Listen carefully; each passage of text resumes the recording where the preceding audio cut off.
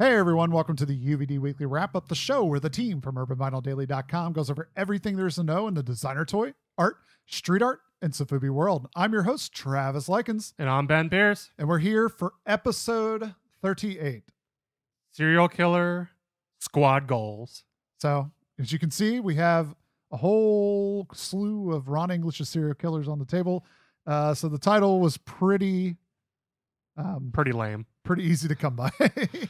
So first off, though, we want to thank our sponsors, starting out with Gallery F, Rotofugi, and Strange Cat Toys, where if you use the code UVD at checkout, you'll receive 10% off your order. And we are continuing Beard Watch 2017 by giving... So Ben has been gone for 2 weeks. What's your beard up to? It's down a little bit farther. A little bit healthier. I noticed it's not as bristly as it used to be. So the beard oil's working, is what you're saying. I would say so. Okay. I've had a similar experience. Beard seems to be a little softer. Seems to lay a little better. As I mentioned last week on the show, what has your opinion been on the amount? I seem to be, what are we, 4 weeks in now? And nowhere near halfway through that bottle. I'm barely making a dent, honestly. Like, I use it every night after I take a shower and before I go to bed. And it's honestly making no dent. So Beard Watch 2017 is for sure going on way longer than we initially intended. But we will continue until we run out. Which means it's a good value to you if we've used it for 4 weeks, pretty straight. And I've barely made a dent in mine. Yeah, I'm not nowhere near halfway. Yeah. So it really does last a long time. So at a $10 to $12 price range, depending on which one you pick up, seems to be a pretty great value. I'm even using mine less than the serving size, where it says between half and a whole. I was like, I'm using it like a third because it's real oil. Obviously, it's really oily. It's beard oil, but I don't need a whole lot. At least they didn't lie when they said it was beard oil, since it's oily. But if you're interested in beard oil, if you're a bearded fellow like us, then make sure to head over to StrangeCatToys.com, grab a couple of them for you, and then pick up some toys while you're there. Maybe Luna, or some pens like Jay Fury's pens that are over there. Next up, though, we do want to jump into the news of the week. Oh, I thought you were going to thank me for coming back from vacation, apparently. No, I wasn't planning on it. But now that you mention it, thank you for returning. Our guest host, Jenny, did a great job, but it's good to have the normal hosts back. Back to the same old, same old. Yeah, so it's back to being comfortable, relieve some of that tension where you're just kind of filling out somebody new. Some fat and happy is what it is. So we're back, and we're back strong, but we're going to let you start out the news for the week with Jermaine Rodgers. Jermaine Rodgers showed off a new piece. I don't know. It's not actually a new piece, but I'm going to conjecture a little bit. It's coming out in the spring. So we're obviously already in spring. So it's within these next couple months. And it's the Veil Specimen 72. Obviously, it's the I Think I'm Losing My Mind. And he even added the caption, Dero hands infect everything, which leads me down a couple paths, honestly. Infect, there is the Scott Wachowski version, which I don't know that they would go that far, but possibility, because they use the word infected. But also, I kind of think this might be a little custom run, because he used the typical orange, like the top of the head, but there was an X on the top, which is different than the production. Okay. So I'm thinking he might be embellishing some or customizing some. Or defacing, just right? Defacing. That's what he calls it, right? Yes. Remarking. I am learning. Yeah. So, conjecture, two possible options, and they both may be wrong. He may just be winging something out there. Yep. So Ben is on a speculation, creating fake news, fake toy news. Again, alternate toy facts, whatever we want to use for the week. It seems to be new every month in our political spectrum of the month, but let's not get too far into that. Next up, Miscreation Toys is at Monsterpalooza 2017, and he is launching a new line of custom figures called the March of the PigPigMan. Pig. So if you know Kaiju Tan, or however you say his brand name, has decided to have Miscreation Toys create a custom line. And this time, the artist has created a hand-painted edition of 5 pieces that will be available at booth number 380 or 380, however you want to say it. And the cool thing about this, as I showed Ben earlier, is it features a custom-made pig mask. That was kind of creepy, honestly. So it's like the pig man wearing a pigskin mask, kind of a Professor Pig kind of inspired looking piece, in my opinion. If you're a fan of Batman, I don't know if that's what he was going for, but it kind of had that vibe to it. But it is taking place April 7th through 9th, and you can get those at booth 380. He has not released a price yet. He said more release details will be coming in the next coming days. So I'm going to assume that's not the same Monsterpalooza that's in Cincinnati. No. This is the one that's in Pasadena. So the Pasadena Convention Center, same place that DesignerCon takes place in. DesignerCon. Yeah, so it's in Pasadena, Right. April 7th through 9th. All right. Next up, 40 Threads, also known as Alyssa Ross, who you may also know as the better half or equal half of Scribe, is showing off a piece that will be in Chicago later, I guess, in April, for the Year of the Bear show at Movement Gallery in Chicago, which also, I guess, to side plug that, also features JC Rivera, Ali Six, Chris Dyer, Junkyard, and Trash. Oh, Those two are two separate artists. Junkyard and Trash aren't the same guy? Nope, two different. But side plug, so one big circle, so we didn't create two pieces of news out of it. So pretty cool that that's a pretty cool list. I'm excited to see what happens. I didn't know that all those people were involved with that. So I learned something else in this episode. It's about time you paid attention to the news. Man. So next up, Mike Egan has a new, guess what? What is it? Enamel pin. Oh, gosh. Coming our way. It's based on his Bones character, and it is the head of Bones, as you can see in the photo. It's coming soon. We are told it will be releasing at some point next week. So keep an eye out on Mike's Instagram for the latest details. I'm assuming they'll be around $10. Yeah. We're told it's a 1.5-inch enamel pin, and that's about all we know.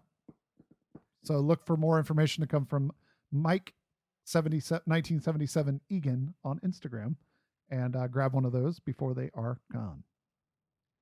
So for those of you who love Disney, have seen Beauty and the Beast, and have grown up on Disney, this next piece is going to be for you, because Mondo and Cyclops Printworks are teaming together for an all Disney, never grow up Disney art show.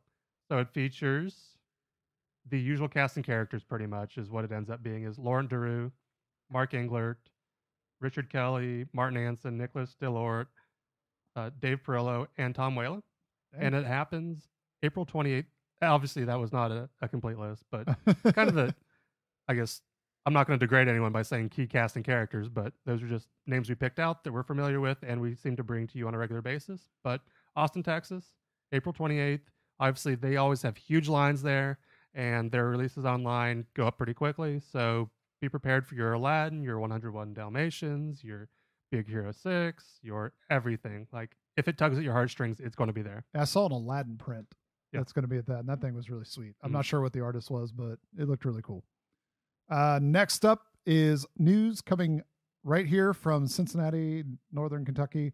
It's the fact that 1999C is taking place at BLDG in Covington, Kentucky, this weekend, April 1st. And at the opening, Señor Nacho, who we are intimately familiar with. Yes, at I am Señor Nacho on Instagram, will be having a piece for show. So it is a baseball themed show for those that do not know.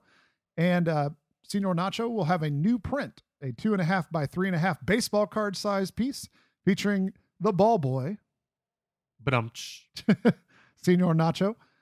It's a limited edition to 10 pieces and will come in a card protector with a stand, as you can see in the photo. And excited to see it. Hopefully we'll see how things do. If you want to check more out, make sure to head over to at I am Señor Nacho on Instagram, and you'll keep up with his latest antics. But it looks like a pretty cool show. Every year they have a great turnout. They shut the street down, have a little like street fair. It's Wiffle ball. Fun for all. Wiffle ball. And usually food trucks and beer. Free beer. Always the free beer. Next up, Wondercon is right around the corner, so a couple pieces from me will be involving Wondercon. First up, Flat Bonnie is releasing two things, is what it seemed like in the press release. The first one is a 1.25-inch size bunny walk enamel pin. Might as well keep the enamel pin game going in this show.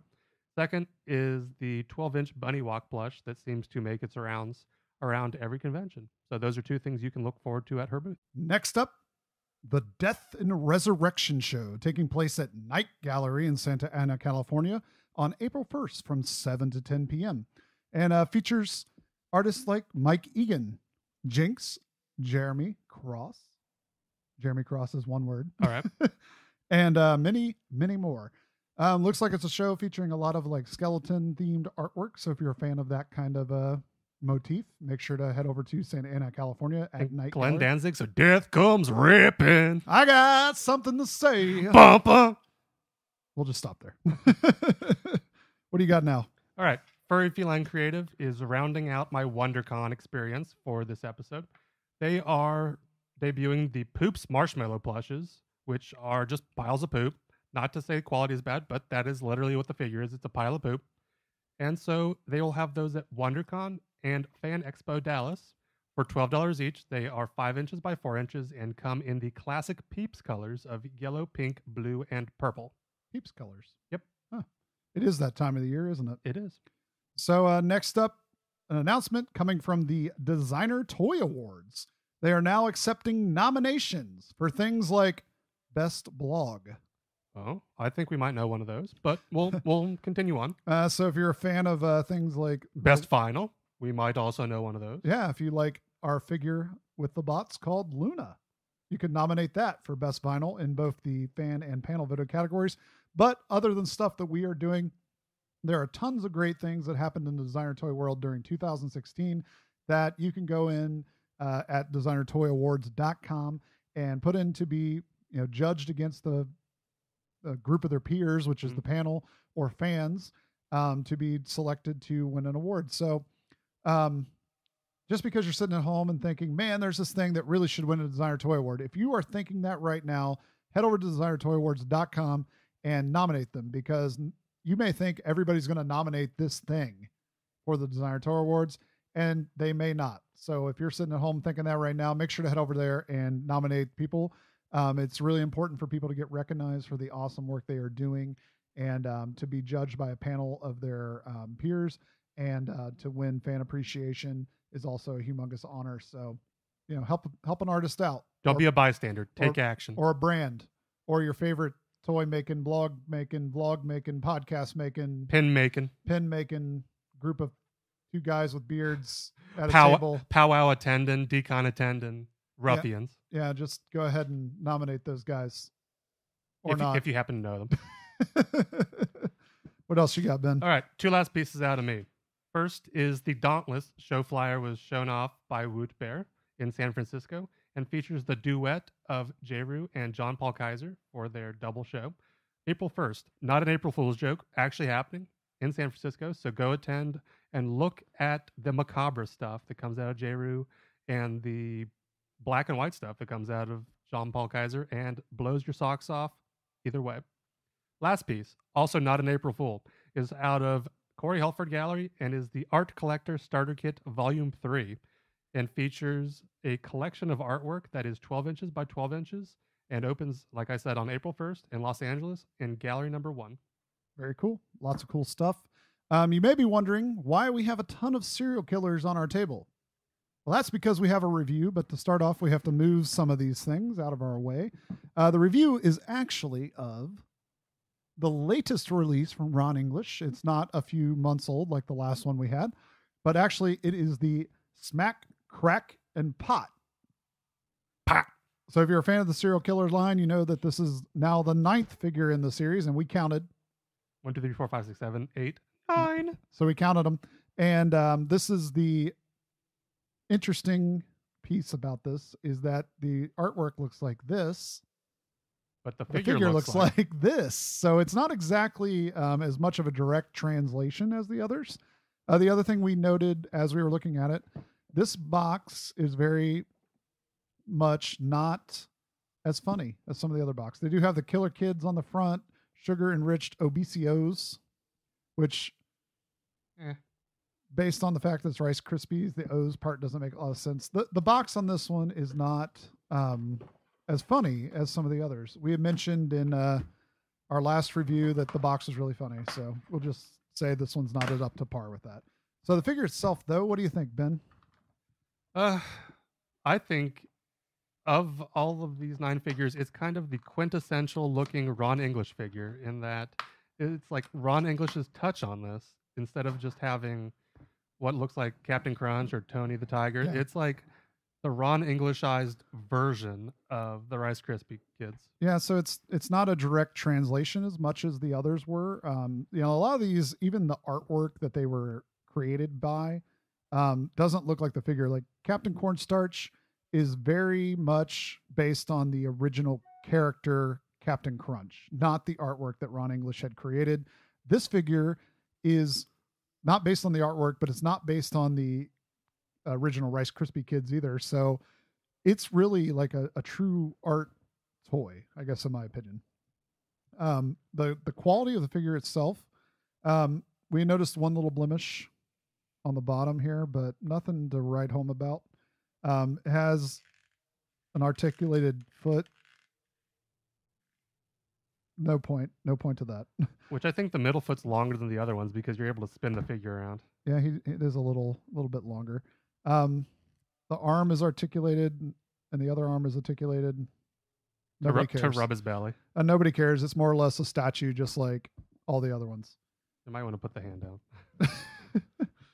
So it's more of a. Well, now he's like, but it's more better of than the other one. It's more of a statue, and that's kind of what it is. But I really like the figure. Of the figures, it features some pretty good sculpting work, detail work at least. The mouths look really good. The paint work came out really good in those. Even the inside of the ears. Yeah, the inside of the ears are sculpted really well. Nothing missed. Like with Tony, he doesn't have a painted scarf and stuff like that. This is all like, I feel like it's the way it should be as far as paint work is concerned. I like the figure. I got to say, I think it's one of my favorite ones from the line. It stands out because it is not just a direct translation.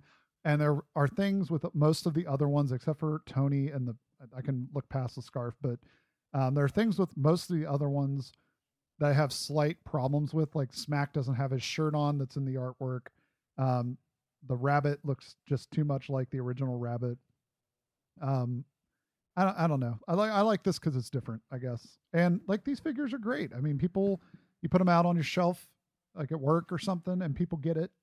They think it's funny. You tell them a little piece of the story and they understand it, and they understand why they exist, which is very important in the designer toy world, because oftentimes you literally have to sit there and explain something to people for like 10 minutes. So having something that defeats the point. Having something that's very easily explainable is nice. So if you're a fan of the serial killers, it'll fit right in. It's an 8.5-inch tall vinyl figure, and it runs for about $75. You can pick it up from places like Rotofugi or StrangeCatToys.com. So if you're a fan. And if you're a fan of these, we heard from Toy Fair that there are smaller versions of these coming out in all of the flavors, I think. Yeah, so even more than are here. They actually are doing all the pieces from the original painting, it looks like. And it will be available at some point here in 2017. No details as of yet. But there's like a 3 to 4 inch size. So if you're not a fan of having ginormous amounts of these figures, or you just don't have the space for it, or you didn't want to spend $70-ish for each one of these, then this might be the line for you. And the cool thing about them are they are not going to be sold blind box. They each have their individual cereal box. So you'll be able to get them, it looks like, just a la carte. Like you can pick the one you want. You don't have to fight or go on eBay or anything like that. So as for this figure, though, itself, like we said, currently available. There was a limited edition that was put on Popaganda.com. I'm not sure if it's still available, but look for more limited editions coming soon. Maybe 5 points. I don't know. We'll see. Comic-Con. I don't know. We'll see. We'll give you more information as that becomes available. But big things coming for UVD Toys. Make sure to keep your eye out on UVDtoys.com for something that is coming soon. We are going to be hopefully having some releases for you here in the coming weeks. We will let you know about those, though, as they become available. And that kind of wraps up the week, though. As always, I'm Travis. And I'm Ben. Have a great designer toy day. Thanks for checking out our video right here on youtube.com/urbanvinyldaily. While you're here, make sure to give us a subscribe and a like. And if you're so gracious, you can share this video on your favorite social network. You can always give us a follow on Instagram or Twitter at Urban Vinyl Daily, or find us on Facebook by going to facebook.com/Urban Vinyl Daily, and you'll be able to keep up with our latest posts and information going on in the world of UVD. If you want to help us out in more of a monetary way, you can always head over to our store, urbanvinyldaily.storeenvy.com, and check out all the awesome things we have available from great artists from all over the world. Or you can head over to our PayPal and just straight up donate to us to help us keep the lights on and keep things going by going to paypal.com and sending money over to urbanvinyldaily@gmail.com. And that will help us out in more ways than you know. If you want to keep up with everything going on in the world of UVD, make sure to head over to urbanvinyldaily.com. Or if you're interested in sponsorship information, a comment, or a question, make sure to head over to urbanvinyldaily@gmail.com and send us a message. And if it's good enough, we'll answer it right here on the UVD Weekly Wrap-Up. As always, this has been an Urban Vinyl Daily production.